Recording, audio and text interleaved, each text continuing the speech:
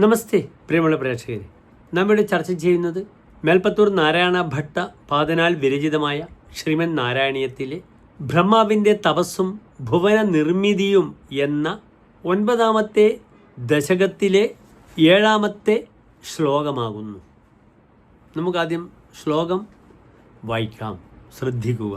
ശ്രുതിപ്രകരദർശിത പ്രചുരവൈഭവ ശ്രീപദേ ഹരേ ജയ ജയ പ്രഭോ പദമുപേക്ഷിതിഷ്ഠ്യാദൃശോ കുരുഷ്വധിയമാശു മേ ഭുവന നിർമ്മിതോ കർമ്മഠാം ഇതി ദ്രുഹിണവർണിത സ്വഗുണബംഹിമാ പാഹിമാം.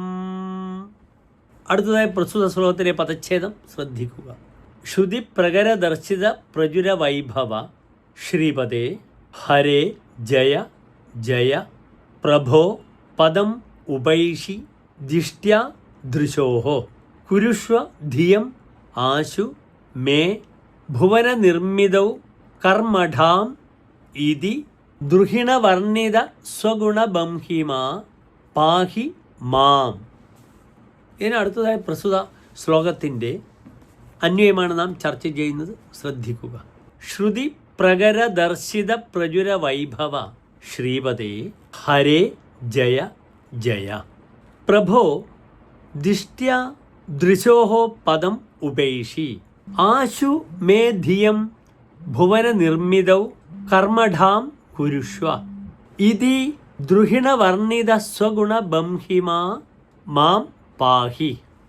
ഇനി പ്രസ്തുത ശ്ലോകത്തിൻ്റെ സാരാംശം ശ്രദ്ധിക്കുക. സമസ്ത വേദങ്ങളിലും വ്യക്തമാക്കപ്പെട്ട അത്ഭുത പ്രഭാവങ്ങളോടുകൂടിയ ലക്ഷ്മി ദേവിയുടെ നാഥനായി പരിലസിക്കുന്ന അല്ലയോ പ്രഭോ, ഹേ മഹാവിഷ്ണു, അങ്ങു നാൾക്കുനാൾ വിജയപഥത്തിലേറിയാലും ഭാഗ്യവാനായ എനിക്ക് അങ്ങയെ ദർശിക്കുവാൻ അവസരം ലഭിച്ചിരിക്കുന്നു. അങ്ങ് എൻ്റെ ബുദ്ധിശക്തിയെ ഭുവനത്തിൻ്റെ സൃഷ്ടിക്കായിക്കൊണ്ട് അനുഗ്രഹവർഷം ചൊരിഞ്ഞാലും.